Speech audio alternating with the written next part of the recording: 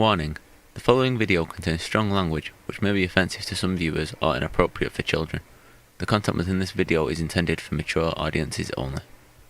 Hello everyone and welcome to today's show. In the hot seat today, I've been going through Kieran's contact list. There's a man who played for Newcastle, Sunderland and Cardiff, but also some big teams like Ipswich Town and West Allotment Celtic. And we'll get through all of these. But sitting, I believe, in Newcastle, Michael Chopra. Welcome to the show, Michael. Thanks a lot. How are you doing? Good, thanks. More importantly, how are you? Yeah, Kieran, all good, thanks. Nice to see you. But no, I'm brilliant, mate. Back in Newcastle for a couple of weeks and then back off to Amsterdam. But yeah, just enjoying my time off at the minute. They still got the statue of me down the quayside. I reckon. Has it got a bandage around one of the legs or something? But we'll go straight into this. This is normally like a focus on Ipswich, but I think Kieran's here and Sir Bobby and stuff like that. So we'll go back. I want to go back even further to when you were 15. Can you remember the summer of 1999? Newcastle splashed £6 million out on a second tier midfielder. What I'm interested in both of you. What were your thoughts of each other when you first come across each other? 6.5 million. Thank you very much. Look, I was back. I think I was 16 at the time, so I was breaking into the youth team. But obviously we've been challenging for the Premier League, and obviously bringing in young players like Kieran and Titus, and obviously JJ at one point. Bobby was bringing in some great talent that could really kick on Newcastle. And whether I was a fan or a player coming through, to have these good, young, exciting talents coming through, it would excite the crowd. It would help the football club, but most importantly, they were bringing in players that were only a couple of years older than me, and it would help me when I was trying to break through as a kid in the youth team as well. Yeah, when we've been interviewing other ex-players at Ipswich, I was obviously a kid coming through the youth setup, and everyone was saying how I was destined to come through and make it to the first team. I can remember when I came in the first couple of seasons, it was all about you and Offiong up front. Well, not Richie Offiong, was it Richard Offiong? Yeah, and you two used to play in the youth team and score 30 goals each and smash teams. So it was just a matter of time before you made your debut for Newcastle. And like you said, the stars aligned and Bobby Robson gave you your debut, didn't he? So, yeah.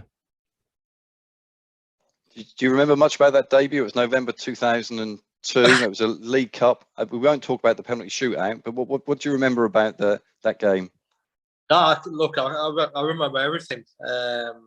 Look, it was a dream come true. Do you know what I mean? It had been my dream from when I was 7 years old, when I first kicked the football, to play in the black and white striped shirt. And thankfully for me, one day that dream did come true. What happened in the penalty shootout, it didn't really matter to me, because I was in awe of making my debut and playing with superstars. Do you know what I mean? I think Kieran was the captain in that game as well. Against Everton. Oh yeah, I scored a hat-trick against Richard Wright. Scored 2 in the game, and I scored in the penalty shootout as well. I'll take that hat-trick against Richard Wright. Yeah, I was captain, weren't I? Yeah. Yeah, look, I remember it well. I remember, look, I was devastated in the change room afterwards. I cried my eyes out. I've made my debut, but I've missed a penalty. I remember the experienced lads, Kieran, Al, I think Courtney was playing as well. Coming up to me after the game, telling me not to worry about it and all that. It's just a start, and you've got a bright future ahead of you. And to have these people coming up to you, England internationals, it meant a lot to me. The following month, you made your Champions League debut at the new camp. What was that like as an 18-year-old? Yeah, look, special place to make your debut. I think the game was supposed to be on the Tuesday. And it actually got called off because of the thunderstorms. The pitch was soaking, and I remember going back to the hotel and speaking to Bobby and asking him, saying, "Am I still going to be on the bench tomorrow? You're not going to change your mind?" Sort of. But no, it was brilliant. You know what I mean? He was a guy that everyone looked up to. Everyone really spoke highly of him, and as a manager as well. What he'd done to the football club, into the younger players like Kieran and other players as well. It was fantastic, and for somebody like him to give me my debut for the club, it means so much to me as well. Do you remember that night of the game when the thunderstorms were happening, and he got all the players in to have the vote, so we could come back in a couple of weeks and play the game again? So all the subs and all the people not in the squad were like, we'll come back in a couple of weeks. And all the players who were on the bench and playing were like, no, we've got to play today. And we all had to vote. And we obviously, I think Titus missed out, JJ missed out. They were spewing. Yeah. It was a great experience, but it weren't a great experience in chasing Javi around and Overmars. They had some team, Raquelme, Clivert. Woof. Unbelievable. Proper team. Must have seemed unreal for you at 18 years playing with those caliber of players. Yeah, look, it was brilliant. You know what I mean? But looking back at the Newcastle team, what we had as well, we had some top players in our team, international players. That was going places. But you compare the two teams, there's not, at the time, there wasn't that much difference. Do you know what I mean? Obviously, Barcelona and players like Clivert and them sort of players, but like Kieran said, we had Kieran playing. We had, obviously, Al wasn't playing, and Speedo and that, but you still had some big name players that were part of our squad as well. And I think that season we were finishing second or third in the Premier League as well. So we were right up there mixed with one of the things that we've spoke about with some of the players that we've had on here is about the benefits of loans and stuff like that. And in March 2003, you went out to Watford on loan, scored 5 goals in 5 league games, although scored 4 of those in an unbelievable 7-4 win over Burnley. Just wonder what you thought about that. Whose idea was it that you were going out on loan then, and what benefits did you gain? Well, I was always in touch with Bobby, always in his office asking for a chance in the first team. And he kept saying, oh, you're just a young lad, you bide your time sort of thing. And then I think Watford were playing in the FA Cup semi-final, and they wanted to try and bring somebody in just before that to give them a chance in the FA Cup semi-final. And obviously Bobby came up to me and said, would you be interested to go to Watford? And I was like, yeah, I'd love to. I'd love to go out and play football, learn my trade, get kicked about, and see what the real game's all about. And I think the game you're talking about, the Burnley game, I think that might have been my second game at Watford. Unbelievable game. I think it was 4-3 at half time. I scored 4, and I think Gareth Taylor, the Burnley striker, he scored 3 as well. Both of us scored a hat-trick, so it was a fight at the end of the match to try and get the match ball. Unbelievable. 2003-04, you started off with Newcastle at the start of the season, and you joined Forest in February 2005. You didn't score in 5 league games. What was different to the Watford experience? The manager that brought me in got sacked after my first game. Who was that? Paul Hart. He was it when I went on loan to when I was at Barnsley. He was the manager there as well. But yeah, he got sacked after, I think it was my first game at Forest. Joe Kinnear came in, and it was a nightmare. He basically pulled me one side and just went, listen, Michael, you're not part of my plans. And I was like, why? He was like, oh, I'm just going to lump it. I was like, all right, okay. Manager's just going to lump it. So I just got on with it for a month. And I spoke to Bobby, and I just said, listen, you can't let me stay here. I'm not enjoying it. It's pointless being here. So get that month out of the way and get back up the road to Newcastle. And that was February 2004. In August 2004, Newcastle did one thing that I think a lot of Ipswich fans don't particularly like, but they sacked Sir Bobby. Can you remember that moment of what it was like, and you as well, KD, just general view about how Bobby was treated at the end? Look, as a Newcastle fan, it was disappointing the way that they went about it, Freddie Shepherd. For them to sack him, I think, in my eyes, it was a disgrace. they should have maybe moved him upstairs rather than getting rid of him completely. Because basically what he'd done to that football club from being, they were on the brink of relegation. I think they were bottom of the league. He resurrected Alan Shearer's career, brought in so many great players. For the club to treat him at the end how they did, I think it was a bit disrespectful to him. Yeah, I agree. Obviously, I've talked about it publicly. I felt a bit of guilt because of the Middlesbrough episode with the right wing situation. So when he loses his job 3 games later, you kind of were just devastated. I can remember when he come to say goodbye to the lads in our little games room area at the training ground, and you know, when he hugs me and I hug him, and we don't let go. Literally for about a minute is one of them. We just didn't want to let go of each other. And by the way, this was the time before managers would lose their jobs so frequently. Like, people got time, and if you're talking about someone who deserved a lot of time, then what he achieved, I think we got to UEFA Cup semi-finals, Champions League, finishing 3rd, finishing 4th on a regular basis, then it was very, very harsh. And probably that season, because we were doing so well, we brought in the Patrick Kluiverts, we brought in the Nicky Butts, we brought in the James Milner. It was like, I'm not so sure they were all his signings, if you know what I mean. It was just like, we're now going places. We have to start by marquee signings in Patrick Kluivert and Nicky Butt. And it kind of threw the balance of the squad, I thought. Not to say they were not good players and that, but I just thought that the group of players that we had, and we were young and we were still maturing and developing as players, we were on the right path. And obviously when Bobby left and Craig Bellamy left, then JJ left, then I left, and then the club started to go down and down and down. Obviously, it was the end of Shearer's legs. Speedo left. That was another big signing. Shearer left that season. Oh, sorry, Speedo left that season when Nicky Butt and that came in, and that was basically the beginning of the end. You spent that season on loan at Barnsley. You scored 17 goals in 42 appearances.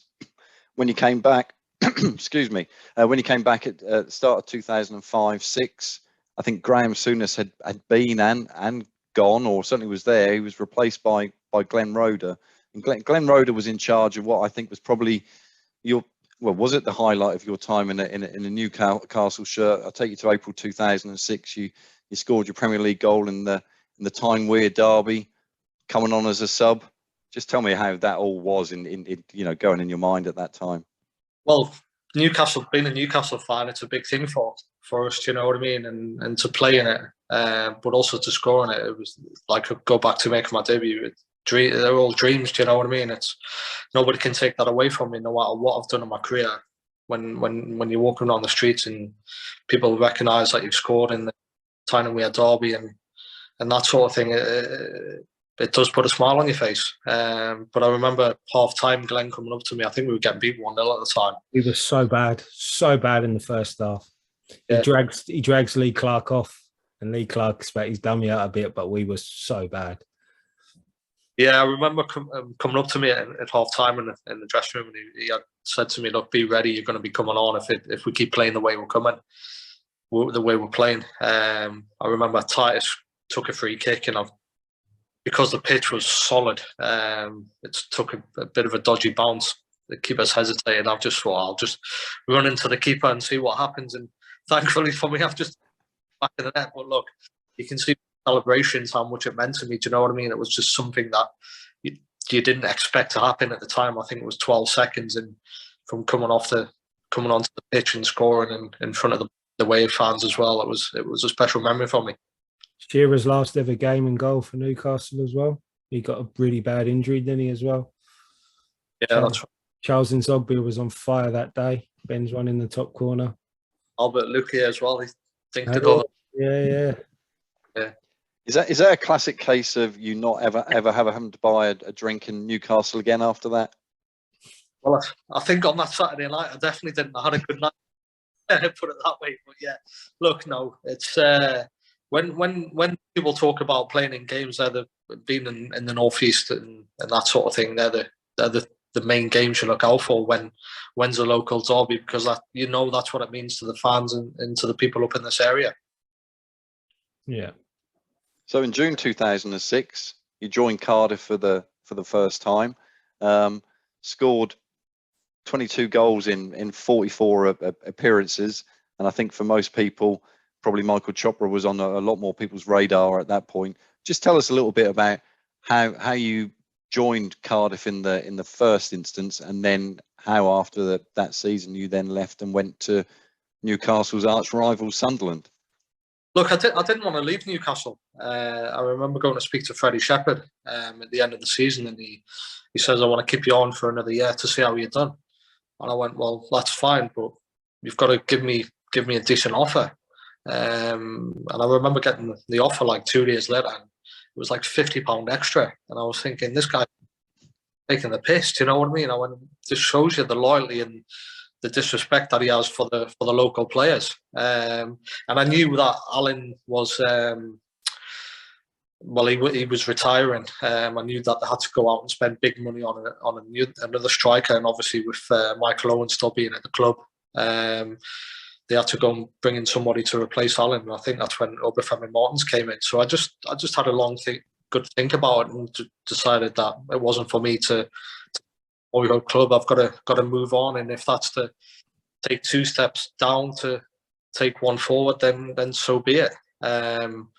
And luckily for me, I went to Cardiff, and it was brilliant for me. I was playing week in, week out. The manager loved me.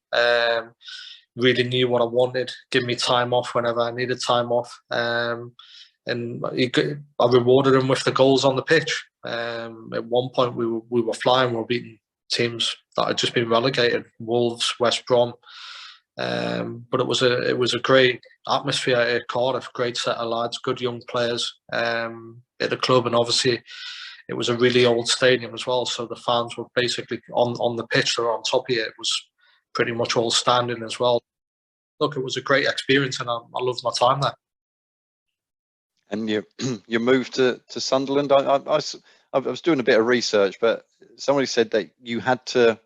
Was that move instigated to help? And we're going to get to the point where we talk about your illness and your addiction and stuff. Was that linked to it, that move? I think so. Yeah. Look, I remember when I first signed for Cardiff. There was a clause in the contract that if I scored 20 goals, then I get a new contract and I'll get X amount of money. I think by February I'd scored 20 goals. So that automatic. Cardiff tried their best to keep me. And I remember we won Portugal, I think it was, on pre-season training. And I had this withheld number ringing me. I don't normally answer withheld numbers, but for some reason I answered. It was an Irish accent, and it was Roy Keane. But Michael and Roy, I went, nah, when somebody's taking the why is ringing me? Do you know what I mean? And he was like, no, it's Roy. He says, we've played against you in the Championship last year. I like how you play. I'm really interested in signing a striker, and obviously if you became available, I'll be happy to try and take it. So I just said to him, I said, look, Roy, obviously you've been Sunderland manager, and obviously I'm a big Newcastle fan. I'm going to have time. I need time to think about this because it's a big thing for me. He said, look, take all the time in the world. I know it's a big decision, and I know what it means to you. So I came off the phone to him, and I said to Dave Jones, the Cardiff manager, I says, do you know Sunderland are interested? He went, yeah, I know that. They've spoke to Peter, chairman at Cardiff. I says, what are you thinking? He says, well, we've got no money, so we need to sell you. He says, we don't even have a training ground or nothing. So if you leave 5 million, we'll be able to buy a new training ground. We'll be able to bring a couple more extra players in to keep Cardiff City going.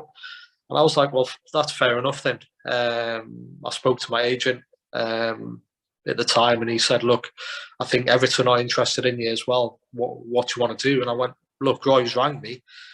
Let's go and make the deal happen. And he was like, are you sure though? And I was like, well, why not? I've got to think about my career first, not about who I support. So then I said to the gaffer, I went, listen, obviously we're on Portugal here. I says, just delay it for another 3 or 4 days so I can just have a jolly up in Portugal with the lad.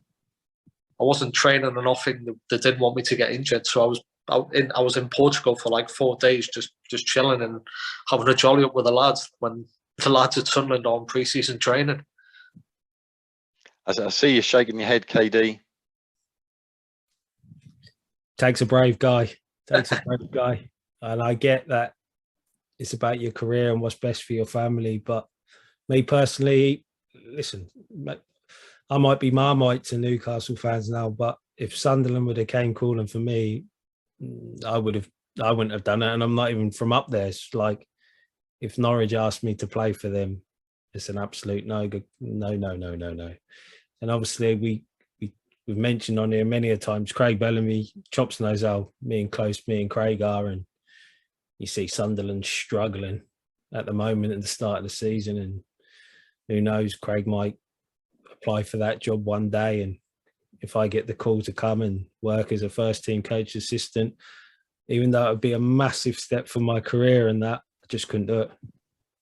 I just couldn't do it. So you're better than me, very brave. You're better than me, but each to their own, I suppose. I just couldn't do it. I think it was more the case I'd been down in Cardiff. Obviously, it's a long way from Newcastle, and almost to come back home and obviously to work under Roy as well, who was a great player for Man United, and obviously he learnt a lot from Sir Alex as well. I wanted to try and see what good he could bring to my game as well.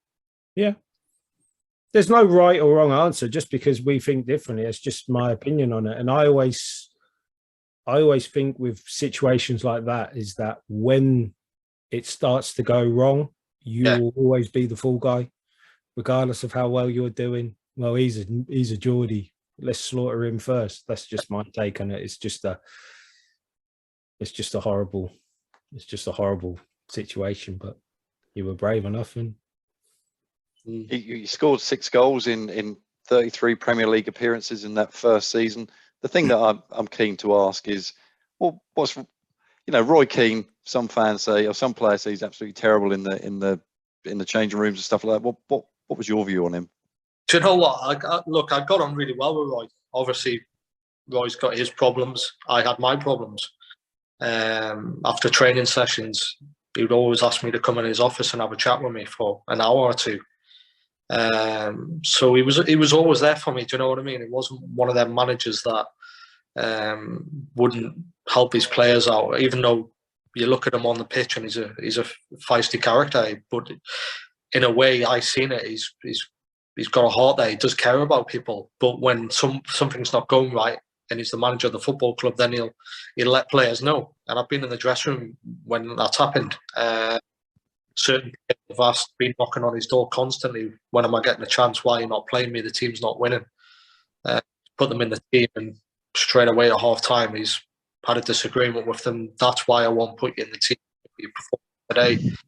Sort of thing. So if you're knocking on somebody's door to play, you've got to back it up. If you're not backing it up, then you're ready to get Roy Keane coming down the back of your neck.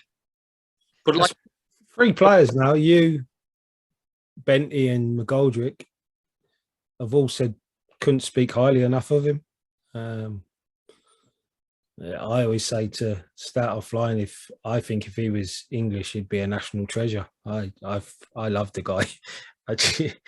He's just unique. I played against him in his peak. He was an unbelievable player.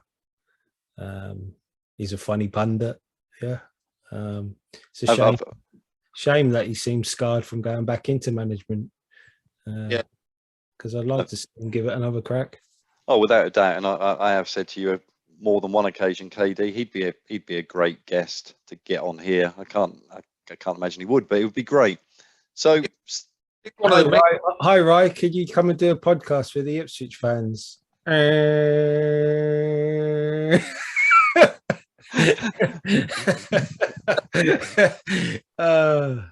Yeah, he did that. He did a thing with Gary Neville the other day, and he said, "What is your big regret?" And he said, "Taking the Ipswich job." So I think it'd be very hard to get him on the phone. We can always try. I missed it. Yeah, I missed that. He's just honest. He's just straight to the point, and that's what managers should be.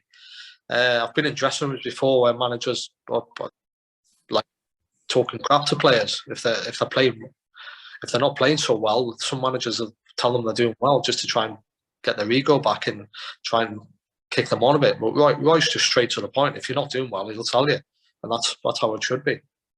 But then going back to Sir Bobby, I've seen a JJ or a Titus go into Sir Bobby's office and they're getting dropped, and they come out of that office thinking they're the best player in the world.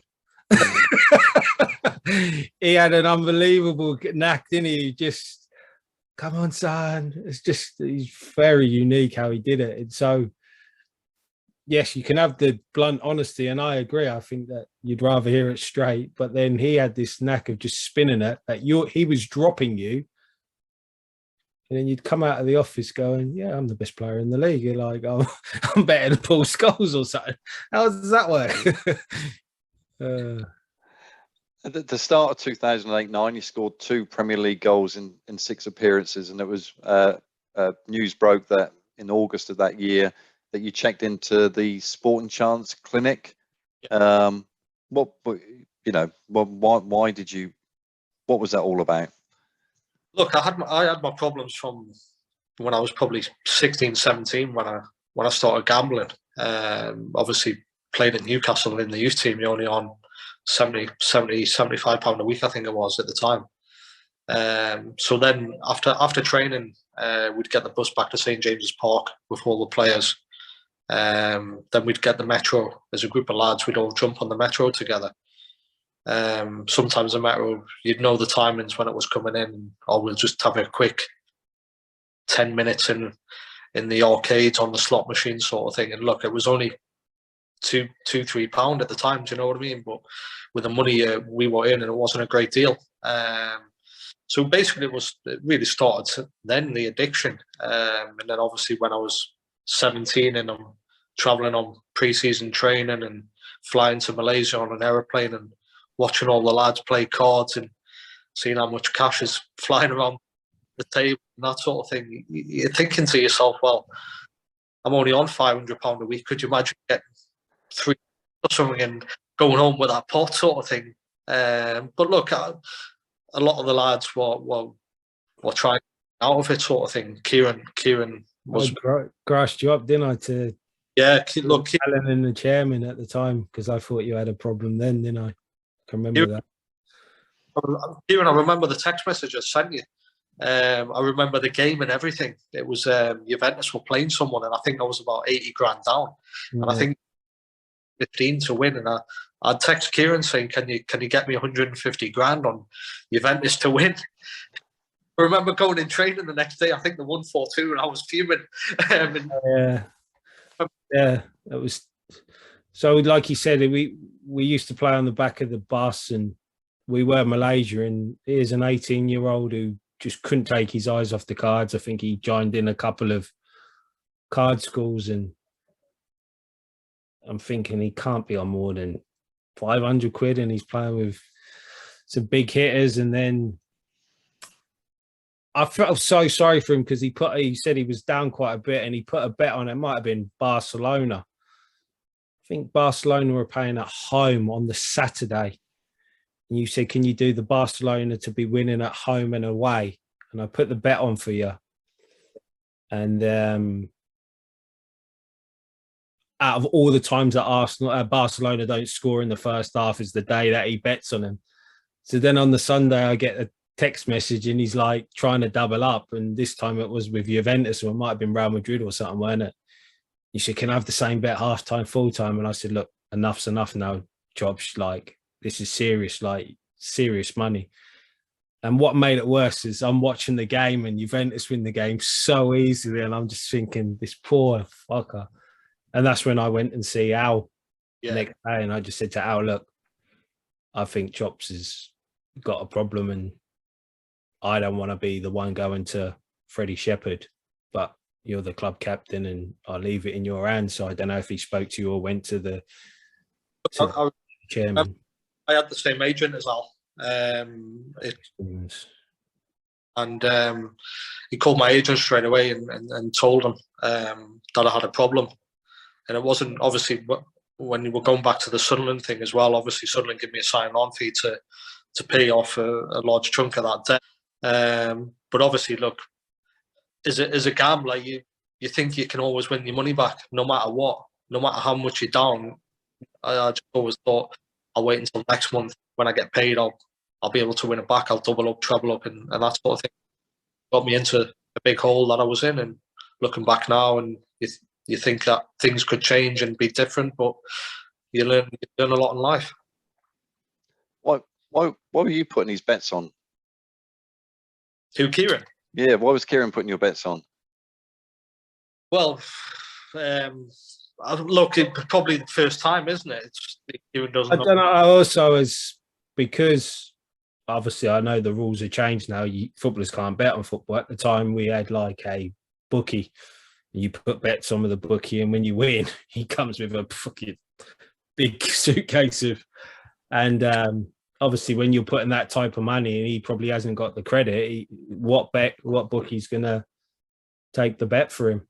Because we're talking like early 2000s, late 90s. So obviously the way the game's gone, and the FA and the PFA, it's very hard now. You've seen with Teddy Bishop, he got done for gambling. You can't bet on football no more, which is a good thing, I think. In November 2000, sorry, yeah. Carry on. Obviously, when I first went to Sunderland, I told them straight away that I had a gambling problem, gambling debts. I had to open up to everyone. And like you said, the club made me go into rehab. I didn't want to. They tried to get me into the Sport and Chance clinic, but it was completely fully booked for months, I think it was. So I remember they booked me into the Landmark Hotel at Marylebone, and there was a hospital just next to it, the Capio Nightingale. So I was going in there for like 2 weeks, 8 o'clock in the morning till 5 o'clock at night, and it was boring. I was just thinking to myself, how is this going to help me? It's just, I don't even want to be here. I don't need help. That's what I was thinking to myself. As soon as 5 o'clock came, there was a bookies around the corner from the hotel, and I was straight in the bookies from like 5:30 till 8 o'clock, betting. So 8 till 5, I'm in a clinic trying to help myself, and then 5:30 till 8 o'clock at night, when the last race is finished, I'm in a betting shop. Do you know what I mean? What good's that to you? But at the time, I didn't want to help myself. I didn't want to stop. Do you know what I mean? It was other people that were trying to force me to stop. It wasn't me that was going to them saying, look, I need help in this sort of thing. It wasn't until later on in my career that I actually wanted to help.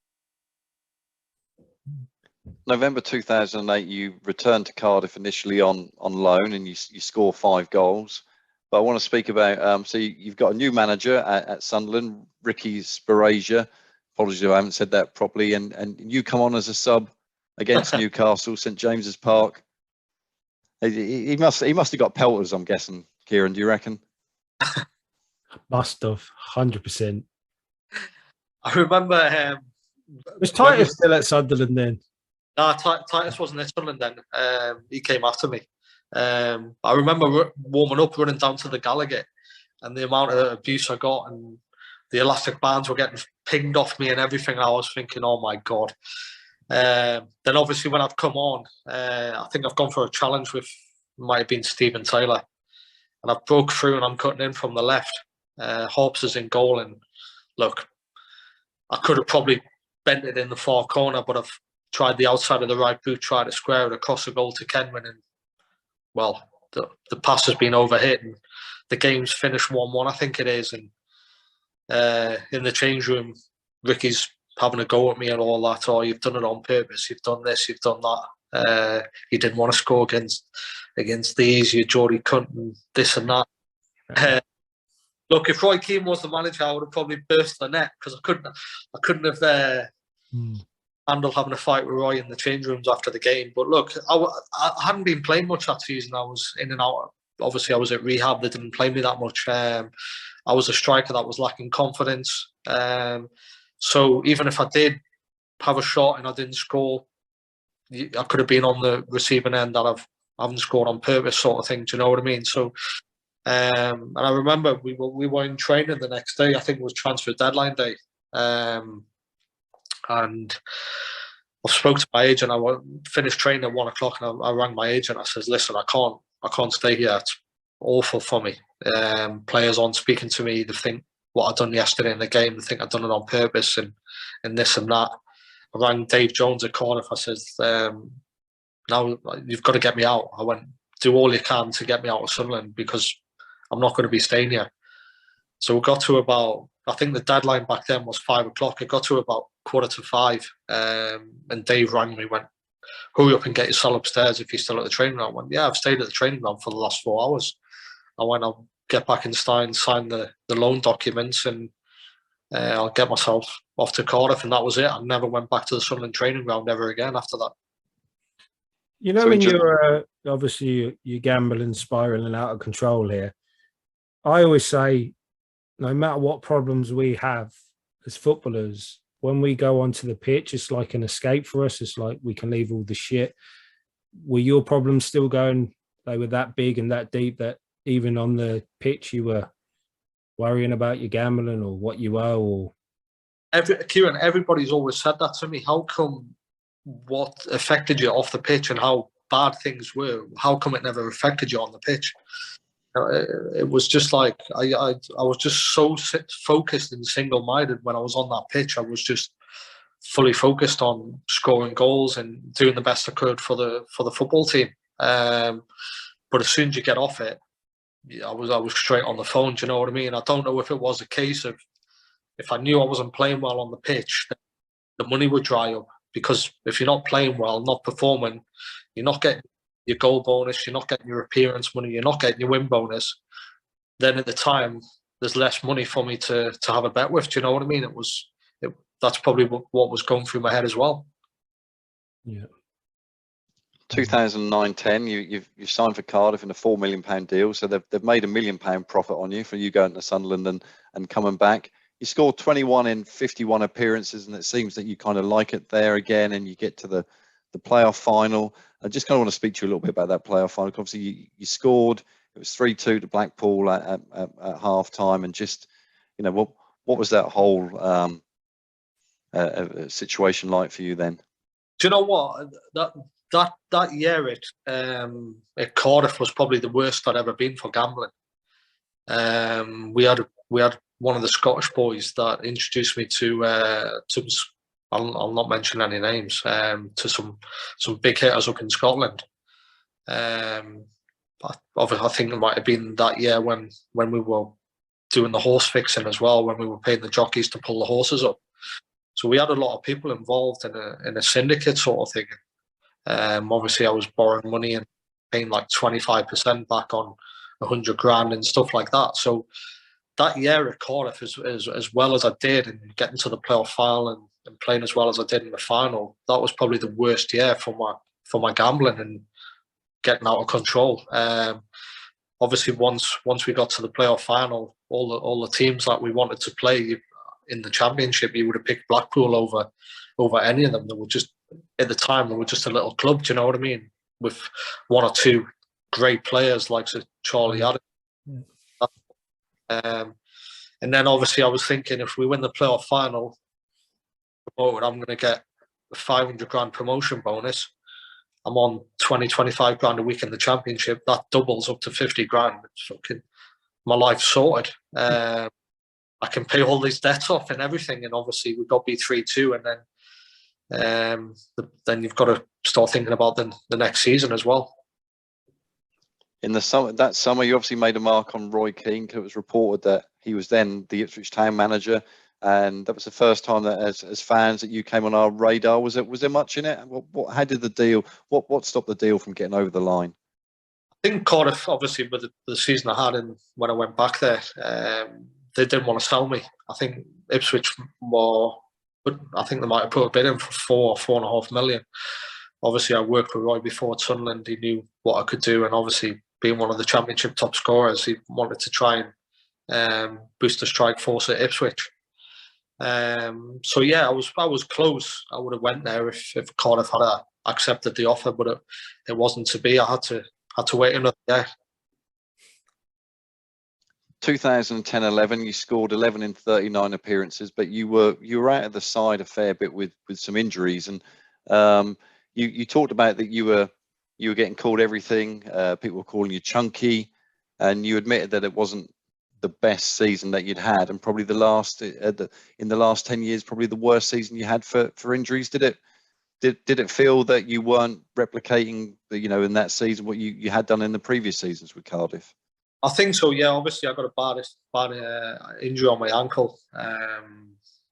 But I snapped the ligaments. I think it might have been a grade 2, so they were pretty bad. And I was out for like two months. And obviously, when you're not training, and especially my diet, once I'm training and I think I can eat whatever I want, drink whatever you want, because I knew once I'm training at a high intensity, you can burn it off.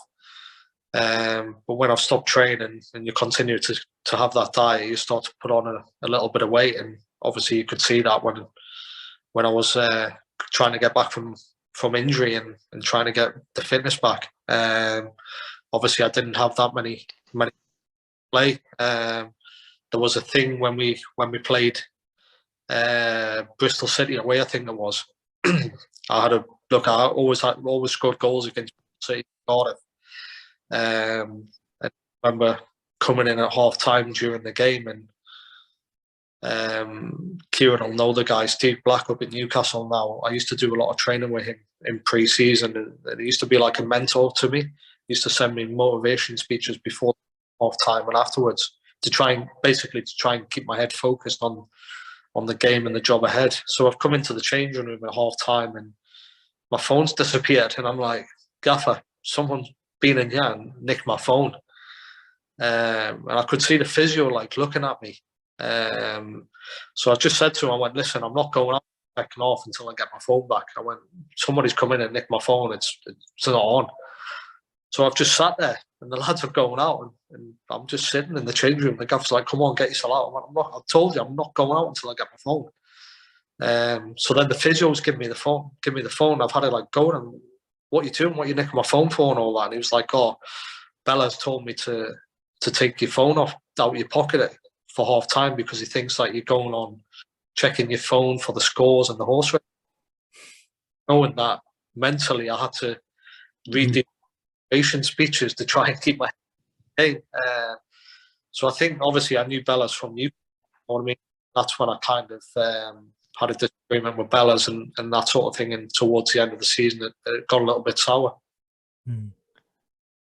May 2011, Cardiff City release a statement where they say they're aware of the allegations concerning socialising by a small minority of players in the days leading up to the Middlesbrough League fixture. I believe that you might have been one of those players. So what was going on there? You know what? We had a end of season party for the fans and everyone, and it was literally like 1 or 2 days before the Middlesbrough game. And obviously the Middlesbrough game was I think there might have been a rearranged game. So obviously this end of season party for the fans where they come to the stadium and meet and greet you and give out trophies for best player and that sort of thing. So then I think there's probably been about 8 of us who've just said, oh, should we go into town afterwards and have a couple? And we did that. But obviously I got all the stick for it. I was the only one that was drinking. When in fact there was 7 or 8 of us that were in there as well. But look, you're taking on the chin, you know what I mean? If someone wants to criticise you, you've got to take it. And I took it as a man, and if people want to blame me for that, then so be it. But I think obviously I go back to that season as well. I remember Dave Jones coming up to me at the end of the season. I think we got beaten in the playoff semi-final off Reading. I think it was 3-0 at the time. And he said to me, he says, listen, the chairman doesn't want you here anymore. The owners don't want you here. He says, you're bad news for them. You're a bad apple. And I was like, huh. After what I've done for the club and the goals I've scored last year and this year getting to the playoffs. But I always thought that Bella's had a big say in that as well. Obviously, Bella's being a Cardiff boy, and he would always kind of have a dig at me for not being professional enough and that sort of thing. But that's the way I was when I was at Cardiff. I was a joker. I was a guy that was carrying on, and if we were doing well on a weekend and I was scoring, then the manager would give me Monday, Tuesday off back in Newcastle, come back down Wednesday for training on Thursday. I don't think Bella's liked that, and he wanted the club to be more professional and have more professional players around him. Obviously, coming from a club like Man City and stuff like that, you can see his point. But what was working for me and the manager, why should I change things? You should have said, that's rich coming from you, Bellas. I see you lot in the quayside every week. Kieran, it was unbelievable. The Newcastle to the Bellas I seen at Cardiff, I was like, who's this guy? I went, I've never ever seen this guy before. I went, he's totally changed as a player, but obviously he had a bad knee injury and he was always like getting doing everything properly. He was eating properly. I think from that sports science guy, Raymond, yeah, we loved him from Holland, yeah. Yeah, so look, I think he realised that if he wants to carry on his career in football to be at a high level, then he's got to start doing everything properly. And look, in a way, he's probably trying to help me, but I didn't see that at the time. Do you know what I mean? Yeah, and I wouldn't take it personal, because even at Newcastle, he was so demanding of the way players trained in it. That's why everyone wanted to kill him in that. But he only asked people to do what he was willing to put himself through. Yeah. But yeah, I would take that with a pinch of salt. In June 2011, after having an initial £1 million bid turned down, Cardiff accept a £1.5 million bid. I think Dave Jones is gone, so there's nobody in charge of Cardiff at the time. So you were 27, and you joined Ipswich, and I just kind of, you joined Ipswich in the squad. You had Carlos Edwards and Grant Ledbetter. Obviously, you knew before. Jason Scotland, obviously, probably played against him in the Cardiff Swansea derby. Jimmy Bullard was there, Daryl Murphy. Just what your kind of overall view of the squad was when you joined then? I remember as soon as I had the meeting with Dave Jones to tell me that I was no longer needed at Cardiff and they were going to try and get me out. The first thing I'd done, I was really close with Sparky, Mark Kennedy. He was my gambling partner.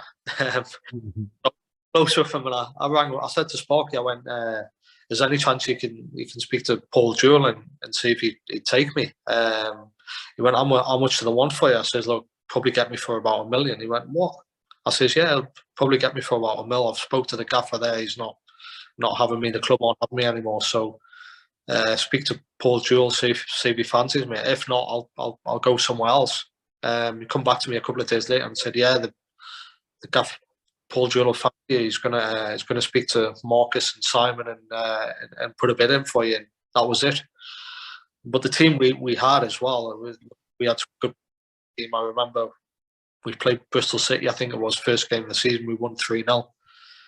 I scored 2, and I remember on the bus on the way back, and the lads were thinking, "Look, if we can play how we've been doing, we've got a really good chance of making the playoffs." I think we done well at the start of the season and faded towards the end. But look, like I said, you look at the players: Grant Ledbetter, Darren Murphy, obviously Jimmy being there as well. It was a really good team. What was your first impressions of Paul Jewell? Do you know what? I got on well with Julie. Obviously, Dave Jones was a Liverpudlian, and obviously Julie's a Liverpudlian as well. So he told me all about what Julie's like. As soon as I went to Ipswich, I was just totally honest with them about my gambling problem, because at the time I think I probably owed about 200 grand to the Scottish lot. And look, if I'm moving clubs, they've got to know all about me. There's no point in me hiding from me. If they want to help me, then they can help me, sort of thing. It was Simon Clegg said to me, "Look, I want you to come into my office and just be honest about everything." Did they do anything to support? I like the way you told them your problem after you signed on the dotted line. Clever there, Chops. Clever there. What did the club do to help support you? So you told them what your problems were and stuff. Did they put anything in place? Well, look, as much as what people say about Simon Clegg, now I was in his office for about 3 hours. Now he was onto the phone to the Scottish guys who I owed the money to, and he was finding out everything: how much I owed when I borrowed it, who the actual money was for, how much interest was on it, etc. So once he had all them details, he then said to me, he says, "Listen, we think you're a great player. We think you can score goals.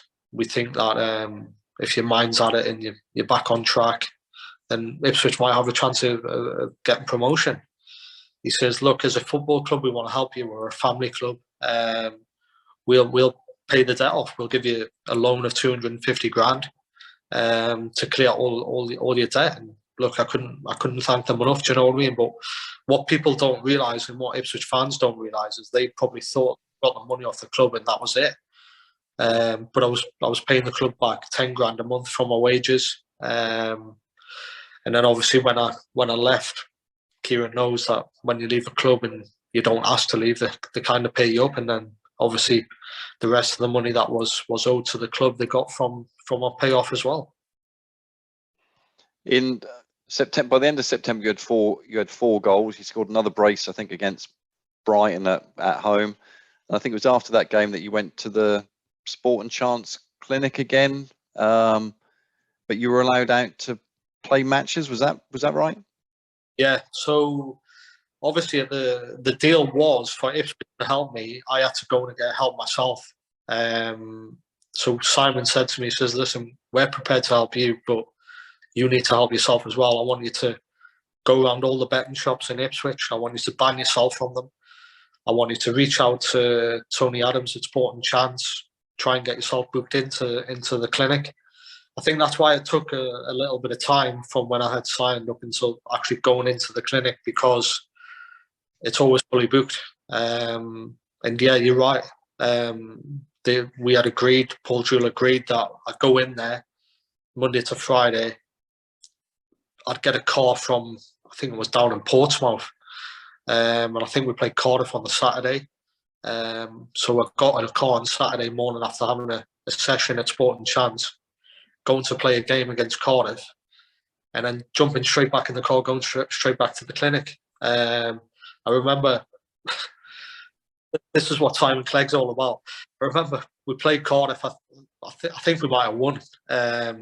I scored as well, and I remember him coming up to me after the game and saying, "Oh, brilliant performance, you're fixed, keep going," and all this. And I was like, "Simon, listen, it's going to take years to get fixed. It's not just like a weekend Sport and Chance and my head soared and that sort of thing." But no, look, he was always there for me. As a football club, Ipswich, they were brilliant for me. Do you know what I mean? They were a bit like what Roy Keane was. It's Sunderland for me, Ipswich Town, when all out their way try and help me as a person. And looking back now, if it wasn't really for what Simon Clegg done, Paul Jewell, Marcus Evans, and obviously another guy that came in to help me in the second season, Steve Williams, I might not have been here today. So looking back now, you look at all them and look, I kind of thank the club and for the help that they give me. Did you ever speak to Marcus Evans at all, you time, or was it always Simon Clegg? I spoke to him once, Kieran. He come on the phone to me and he said to me, look, he was the type of person that didn't want to get involved in the football side of things. He kept his distance, but I think he wanted to make sure that he was behind me and the club was behind me, and anything I needed, then I could always ask for it, sort of thing. And was Milts the player liaison officer at the time? Si was there. He was brilliant for me as well. Do you know what I mean? Look, all the problems, I had a lot of problems at Ipswich.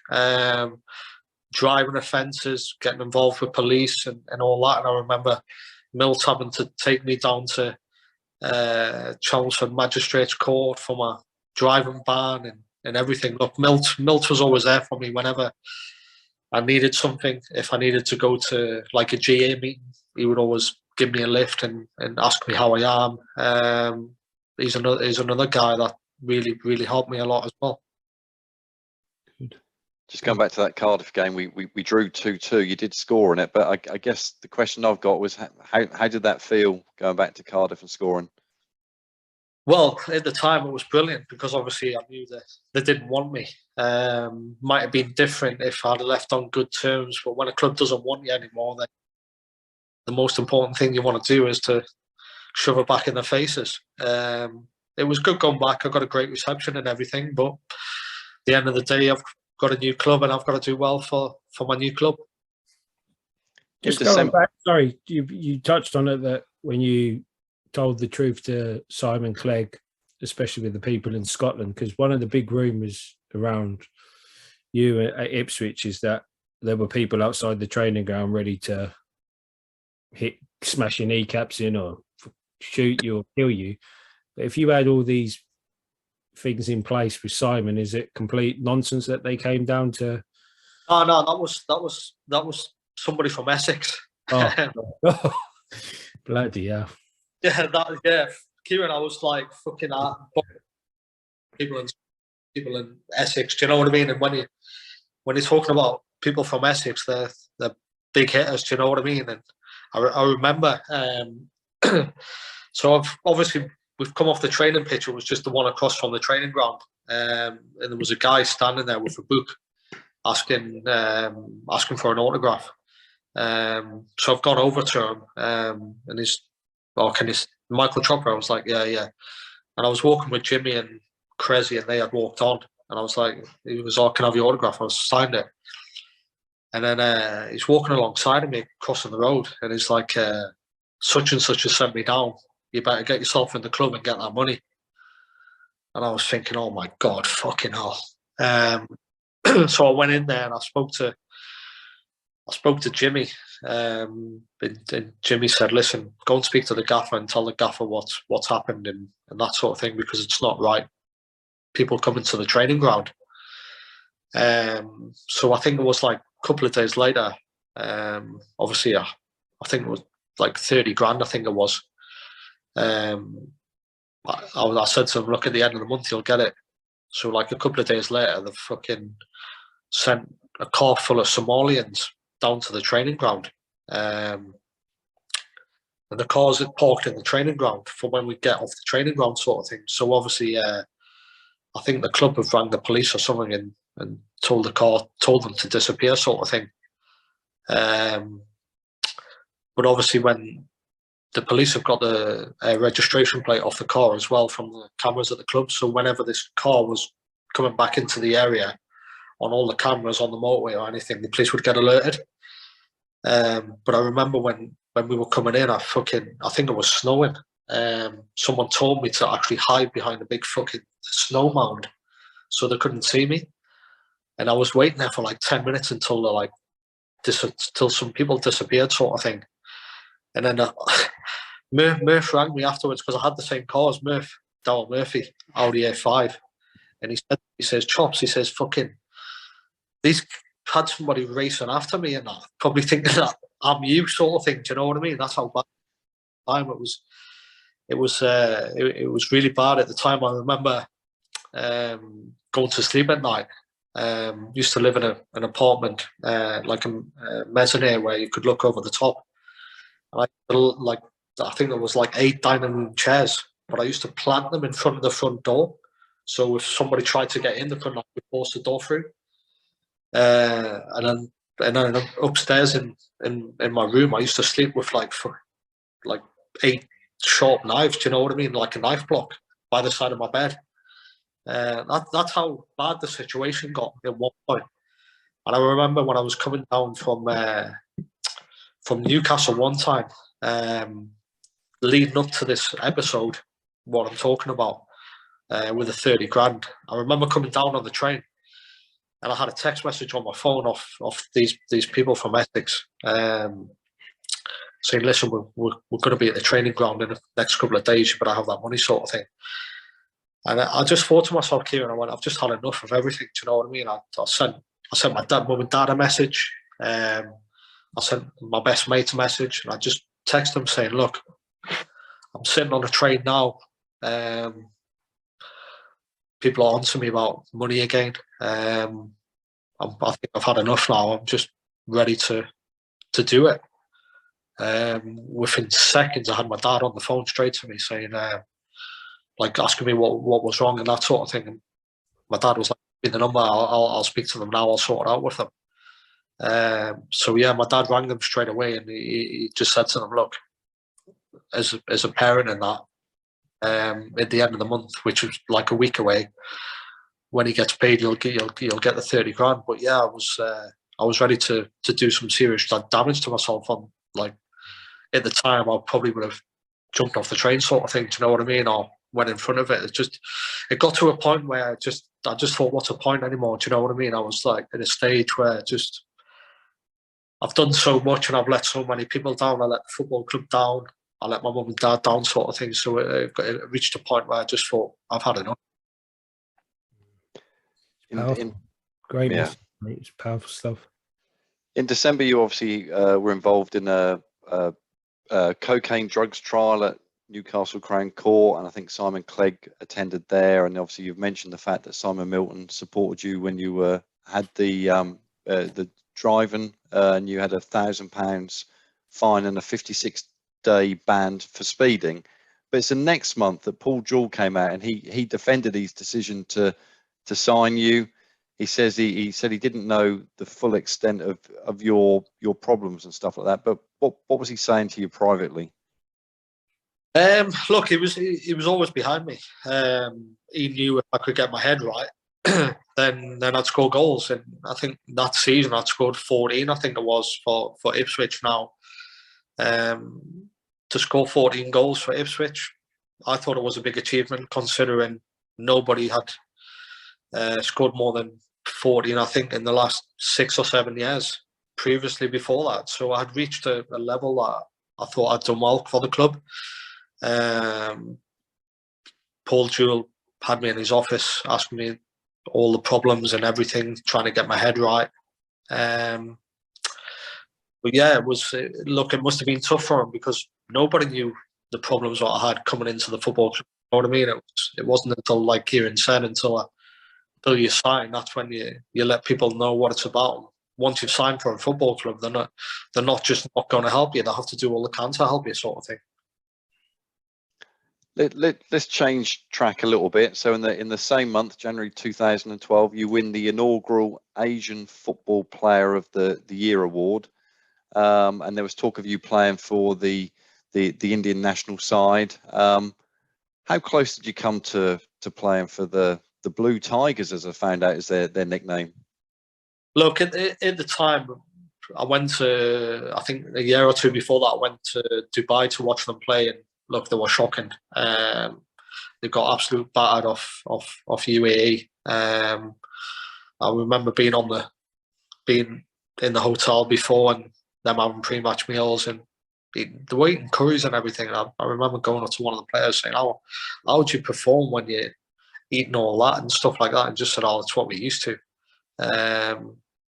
So yeah, and then I thought about it. Am I going to be playing for England? No, I probably had my chance in 2006, 2007, I think it was, when David Nugent got called up ahead of me. So I just thought, yeah, if there's an opportunity to play international football, then why not do it?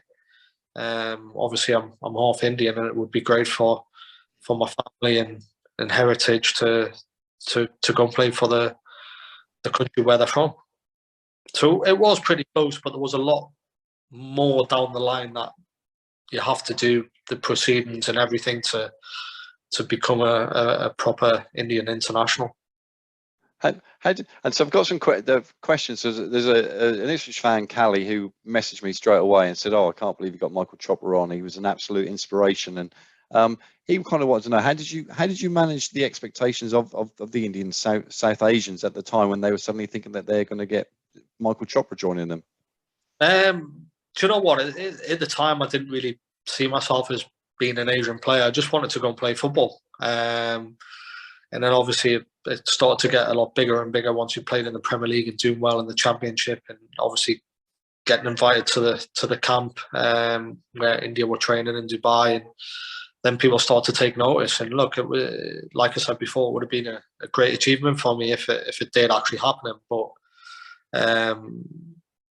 it was too many political stuff that you had to go through and to make things happen. In the end, it just didn't seem worthwhile. In December this year, it was reported that you were at a tournament and watching South Asian players, and just kind of what your view is on the next generation. You know, who's coming forward in your mind? Well, obviously you've got Zidane Iqbal at Man United. You've got Hamza Chowdhury, who was at Leicester. He's just gone on loan to Watford. But look, there's a massive problem in the representation of British South Asians.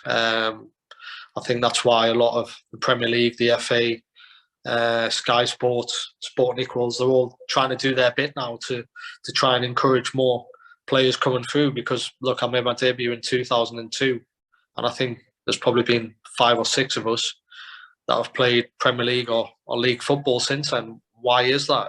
There's obviously a problem there. So it's great to see that people are behind the incentive now to try and get more and more involved, and hopefully, at the end of the day, they need role models, and the more players that make it and play at a higher level, then the more role models there is for other kids to look out to. What do you think can be done, KD, to increase the number of South Asians in professional football? Again, it's different platforms. As a black coach, we've been saying the same as Asian football players. The women have been saying the same, and look, it is shifting. Obviously, it's going at a slower rate than what people want to see with the Asian footballers. Maybe the same with the black coaches, but like I said, once you start to get real success, it takes that one breakout player or one breakout coach. England winning the Euros, the women are on the highest of the highs, and every Skype game I put on now, there's a woman who's helping with the punditry, and that's how it should be. So, listen, pathways, are we allowed to say that on this stat? Pathways are there to be opened, and they are opening, and we've just got to kick down that door and make sure it goes at a pace that is a bit quicker, but it's a lot better than what it was 10 years ago. So all we can ask for is chance and change, and that is slowly happening. We haven't had enough Michael Chopra controversy, so let's get back on the timeline. It's March 2012. Jimmy Bullard is suspended for 2 weeks after spending 2 nights in Newcastle with you, Michael Chopra, who only gets a 2-week fine. Paul Jewell comes out and said that he thought it would have been counterproductive suspending you.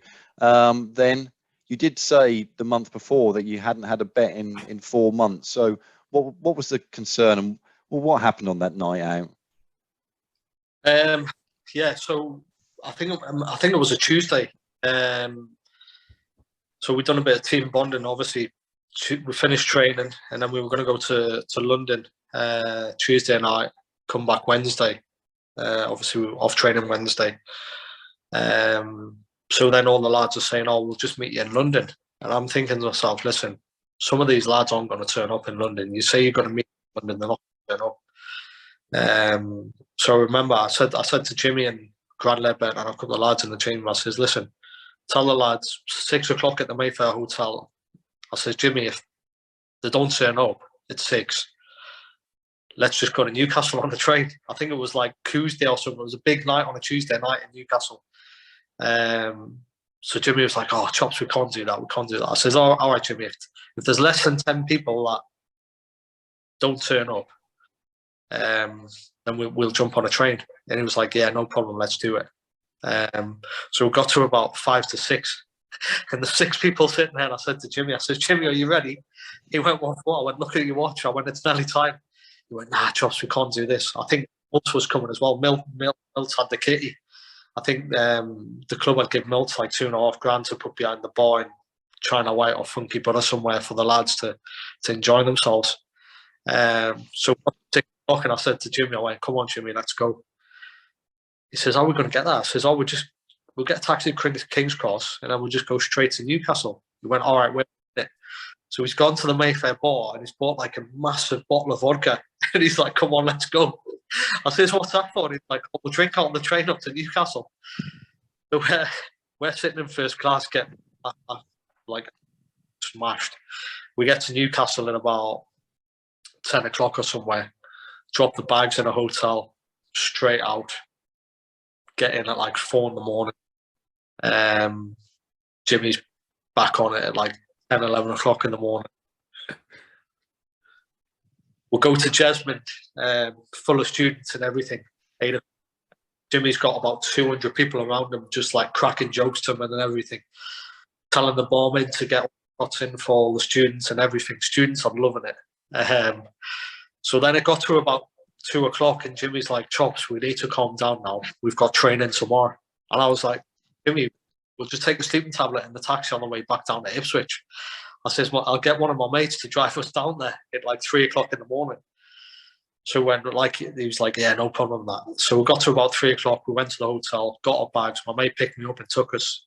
So I've took a sleeping tablet in the car going back down just to get some sleep. So Jimmy's like, oh, give me one as well. I'll take one. So we got to my apartment at about 8 o'clock. I think it was 8:30. We didn't have to be in training until 10 o'clock for 10:30 start.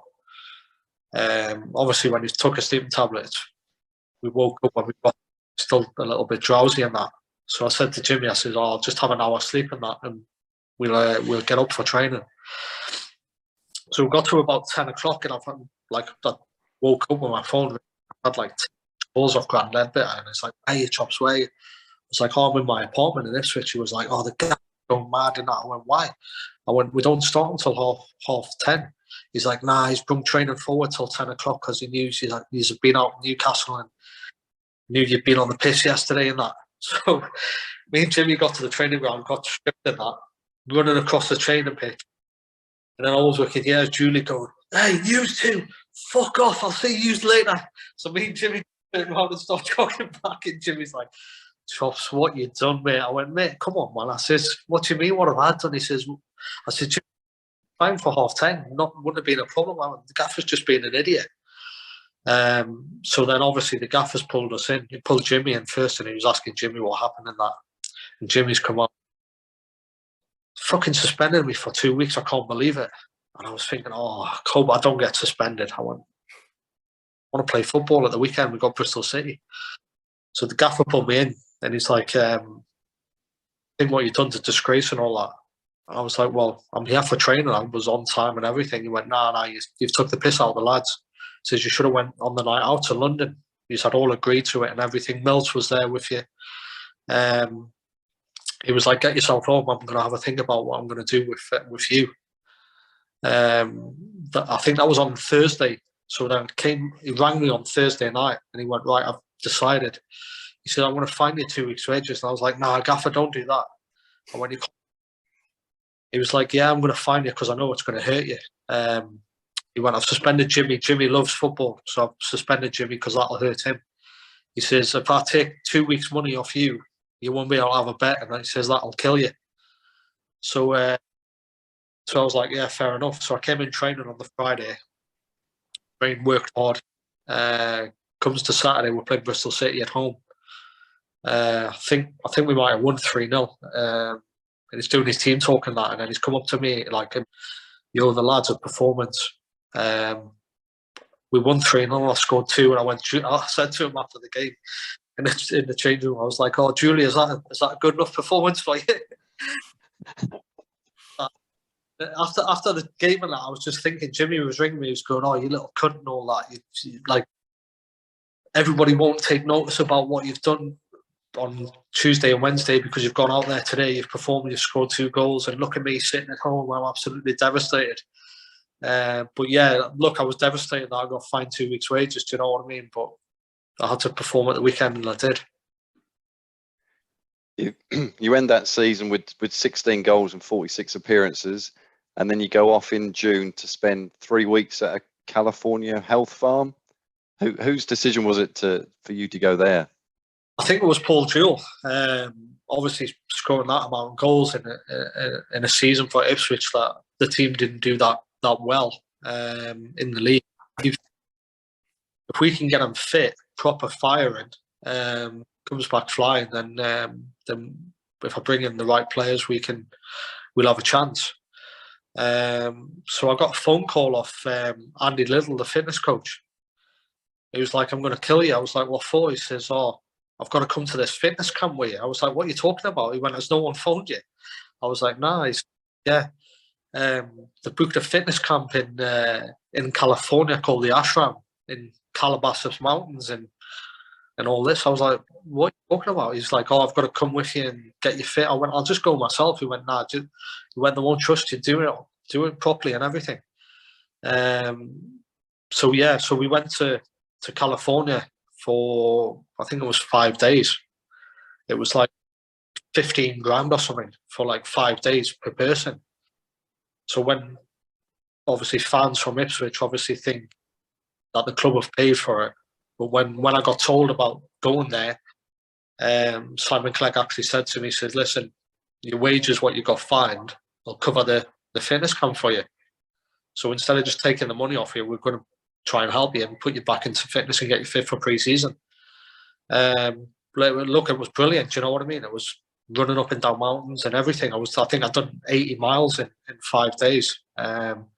Proper health retreat, eating properly. I lost about 6 or 7 kilos while the time I was there. And I came back to Ipswich and like I was flying in pre-season and everything. It was, in a way, it was a great camp for me for pre-season. During that summer, Luke Chambers joined, but more from your role. I'm interested in DJ Campbell came in on loan. Paul Taylor was signed as well. Did you feel under any pressure at all?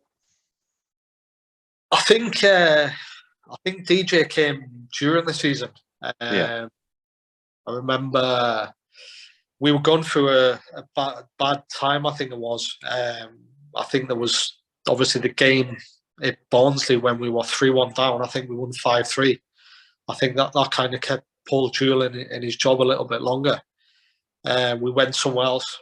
I don't know if we went to Peterborough. And we got battered off Peterborough. I was saying to some of the lads, "Look, it must be time up for the gaffer. He must be going soon." And he got wind of that I was saying to the lads that, "Look, it must be time up for him," and that sort of thing. So obviously he brought DJ in.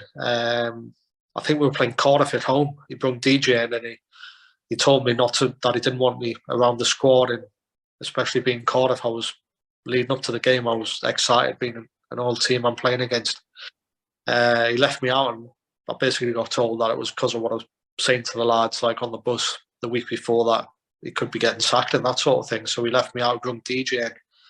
But I knew when Paul Taylor came in from Peterborough, we had to bring in a couple more strikers just to try and give a little bit more firepower up front.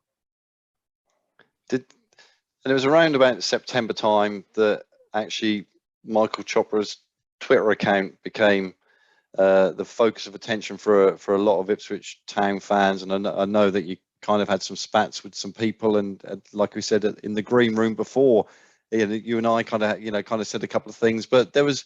Do you remember saying what did he reply to you then? I think as Mick McCarthy would say, it was Foxtrot Oscar, I think probably, but you said that the fans, particularly those were the days, or people who comment on those were the days, they don't have a clue about football. Did you think that was a wise thing to say? Looking back now, obviously it wasn't a wise thing to say. Do you know what I mean? If I could turn the clock back and that sort of thing, look, I would change how I spoke to the fans. But when you're playing a game and you're trying to give it your all, and on a Saturday and you're getting a lot of abuse from fans, I was the type of person that just reacted. I remember telling one fan, "Thanks for coming to watch me play tonight. You've paid towards some of my wages for this month." At the time, I thought it was funny. Looking back now, far from that. And look, I apologise to all the Ipswich fans if I upset you, because look, what you did for me as a football club and a fan base, I couldn't ask for any more. You all backed me as much as you can, and out of stupidity with my comments on Twitter, I upset a few people, and If I could change it, I would, and I wouldn't have said some of these comments. It's not stupidity. You're in your 20s. I always say this. When we get into our 30s, we start to mature. You start to see the real you. And I'm sure Ipswich fans watching this will be going, fucking hell, there's a decent lad there. We used to think he's a dick.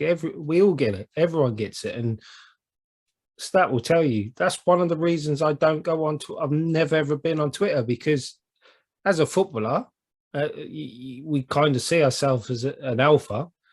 And if fans are going to give it to us, we want to give it to them back.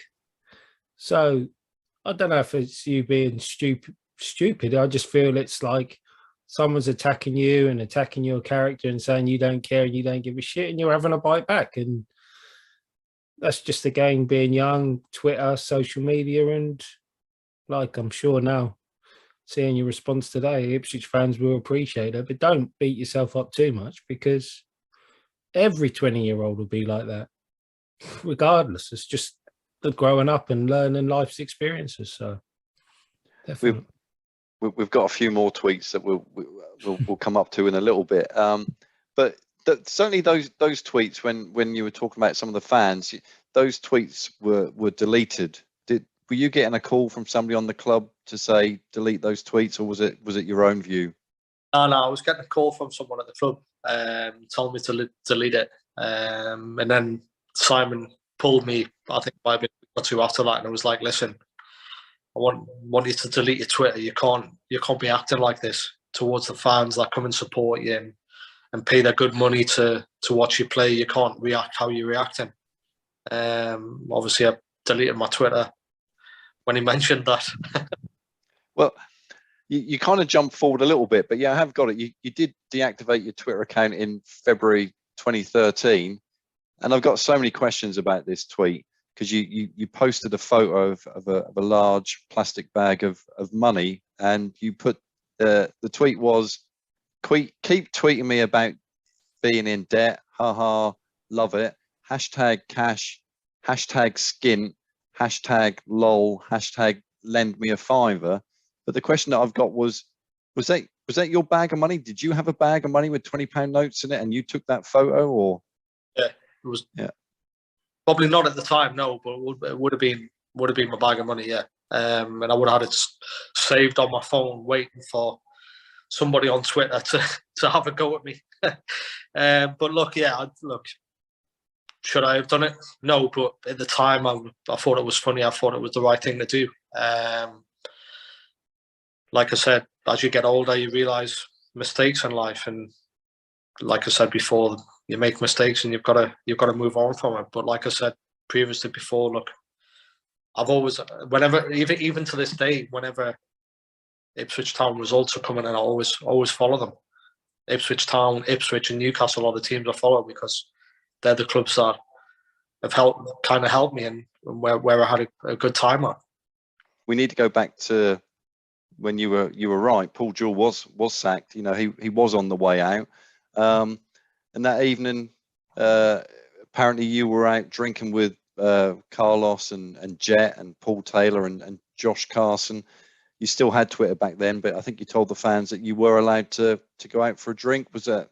Did you feel that you were being attacked from all sides at that point?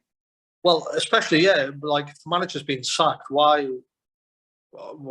should it stop you going out and doing something that had been organised? I think it might have been someone's birthday then as well. Carlos's. So do you know what I mean? Because a manager's been sacked, it's not going to stop you celebrating somebody's birthday that you've had planned for a week or two. Do you know what I mean? Just the end of the day, you've got to move on in life. You've got to still enjoy your life and move on. And if the manager gets sacked, then so be it. Unlucky to Paul Jewell, but he'd done well in the time he was there, and he tried to help the club as much as possible. But for fans to say that you're not allowed to go out because the manager's been sacked, would they have stopped going out if one of their managers had been sacked at work? I don't think so. So people put footballers in a different perspective. And at the end of the day, we're humans. At the end of the day, we're no different to anyone else. It's just a job. Do you know what I mean? I'm no different to who you are. I've just had a talent and a different different job level. That's all it is. That's how I see things at the moment in time, and how I seen it when I was playing. So in between that window of going out for celebrating Carlos Edwards' birthday and you deleting your Twitter account in February, what happened was that Mick McCarthy came in. Interested in your view of how that started off with him. You came off the bench at the Reebok to score the winner. In January, you played at Villa Park in the FA Cup and claimed a pretty dubious goal, I've got to admit. But I'm guessing now that probably goal bonuses were interested. But how was the early Mick McCarthy months?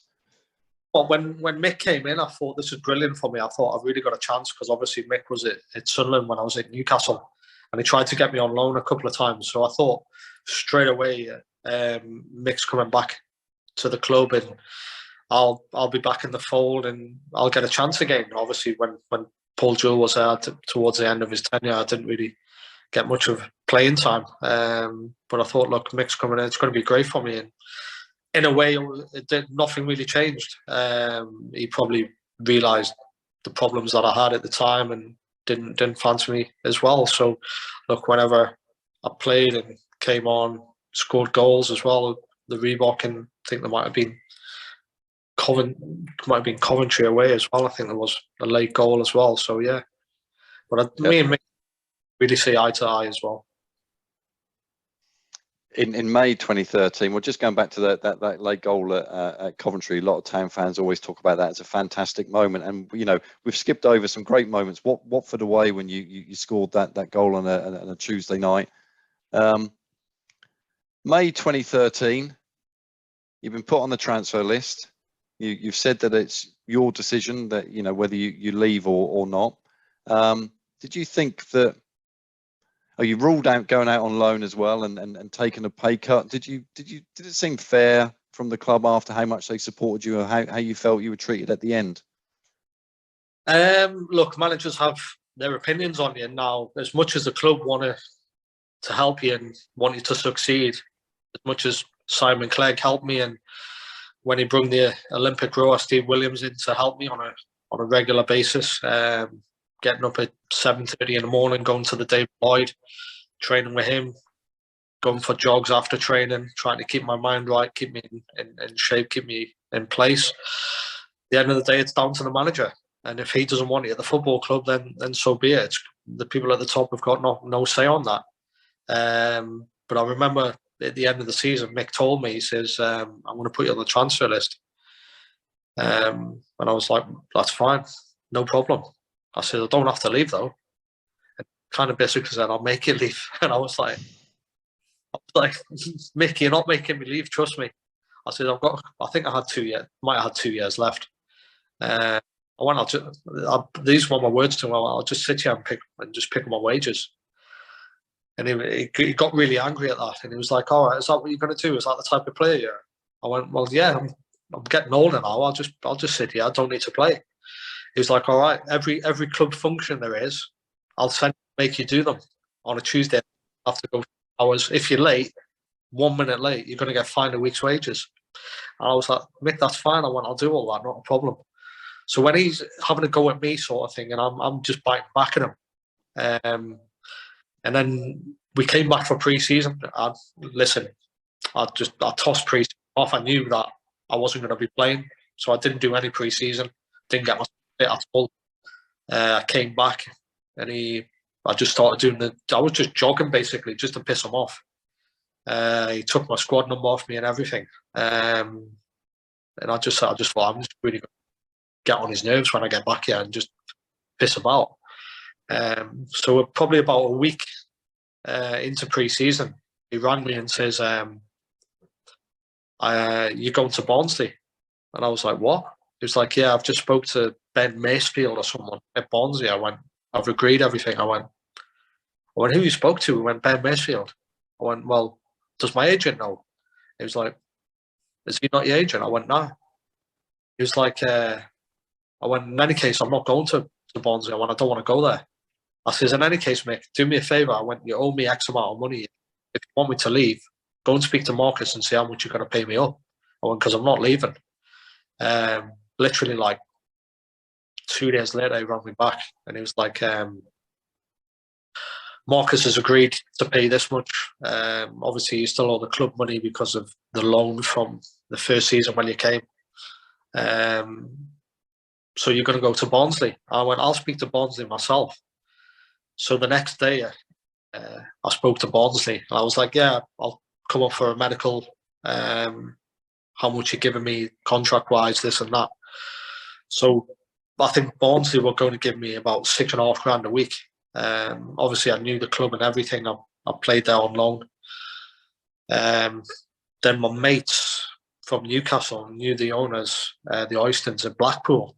So they rang the Oystons and said, listen, he's going to go to Barnsley tomorrow to sign. Would you be interested? So the Oystons were like, yeah, I'd be interested. They were like, right, there's his number, ring. So I remember going up to Barnsley, ready to do a medical. And I got to about Nottingham and I got this phone call off the Oystons. And he was like, look, we want to sign you. We're interested in you on a free. What do we need to do? And I was like, well, Barnsley would give me £8,000 a week. They only give me 6.5. I went, they've given me £8,000 a week. I was like, can you match it? And he was like, yeah. So I was like, right, perfect. I told the driver in front of me, listen, take me to Blackpool.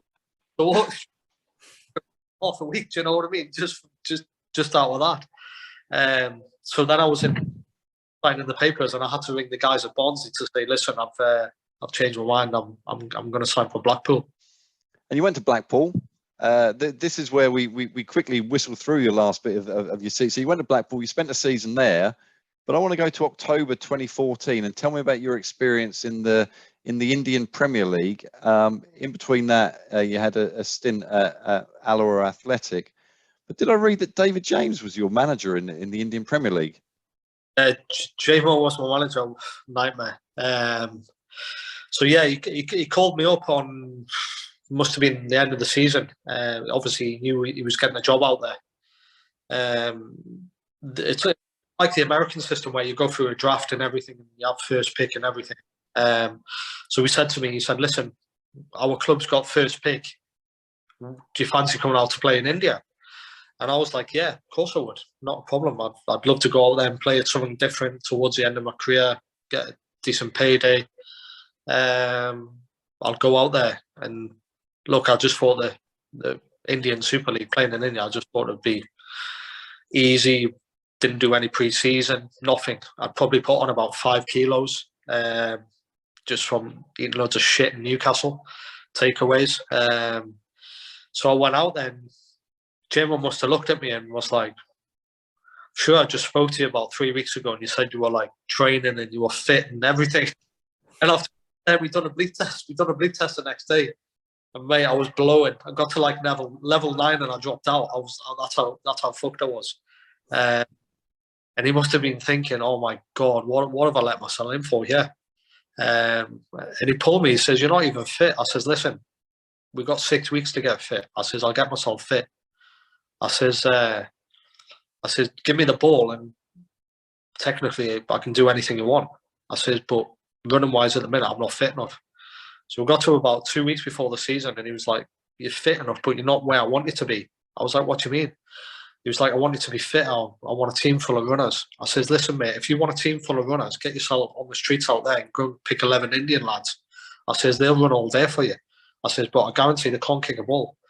So we got halfway through the season and that, and mate, he was some of the stuff that he was doing, and it was just, I was just thinking, looking at how are you a manager for this football club in India? How like you've worked under Capello, Ericsson, people at Liverpool, and you've just got no tactical knowledge of the game or nothing. Thankfully for him, we got to the final, and that was basically it. He was living off his name because he got to the very first Indian Super League final. And I remember him coming up to me after the game in the dressing room. We lost in injury time. I think it was 1-0. Or it was just before the final whistle. It must have been in like 92 minutes or so. He came up to me after the game and he was like, listen, I'll take back what I said about your fitness and everything. You proved there that you were fit and everything. And I was like, listen, I've always told you, in training, I'm not going to run around and do this and that. But put me on a football pitch, I'll give 110%, not a problem. But yeah, it was I loved my time in India.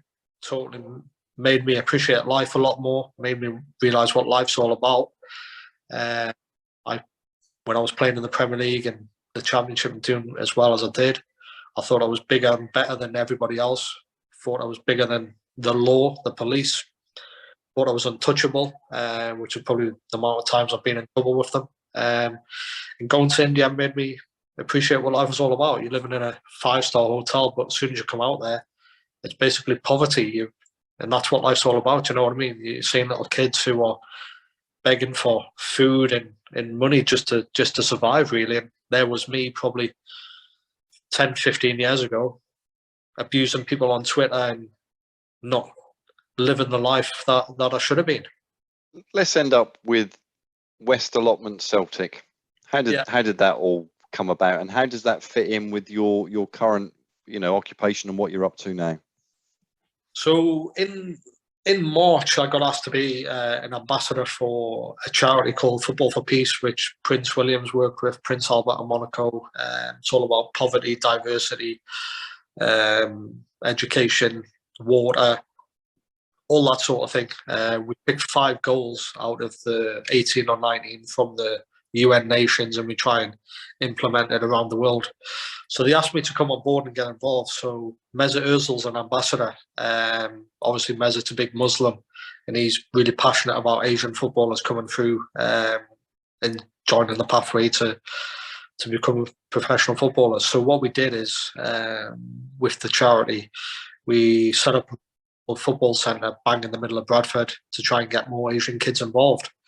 So I was coming over on a weekend down to Bradford and doing an hour's coaching just for the kids, and give them a little bit of insight to how you can make it, which pathways to follow, and that sort of thing. And then my mate's the manager for one of the non-league teams, and I used to go and watch them play on a Saturday. And they just said to me, "Do you not fancy playing?" I was like, "Well, not at the minute. No, I can't. I haven't kicked the ball for 6.5 years. I've not got any fitness or nothing." He went, "Come pre-season, come and do a little bit and see how you get on." So I just thought, look, it's a way of trying to get my mind healthy again, be healthier myself. Done a bit of pre-season with them, lost about 10 kilos. I've probably still got another 4 or 5 to go. And look, I've played a couple of games for them. The second game I played, I pulled my hamstring. So I've been out about 2.5 weeks now, but hopefully it's healed and I can get back into it. But look, it's just to get back in and having a laugh and playing football again, because it got to a point in my career where I didn't enjoy it. Nobody knows this, but when I was at Blackpool, I was diagnosed with depression and they wouldn't let me play and be part of the squad. So I kind of fell out of love with football and I wasn't enjoying it. And look, when you're playing football, it's non-league, but a good level for them and just to enjoy and have a kick about it. And at the end of the day, just be with your mates again. That's what football's all about for me at the moment in time. Thank you so much for coming on. It's been a really interesting career, and obviously all of the problems and the illness and the addiction that you had, and I think certainly a lot of fans, and I know that certainly Ipswich fans will probably view your time with us differently because of all of the things that were going on. So thank you ever so much. Thank you for your time, thank you for your honesty, and wish you the best of luck. Yeah, I've enjoyed it. It's been great. Really enjoyed speaking to both of you, and especially speaking to Kieran after being so long and that sort of thing. Yeah, top man, pal.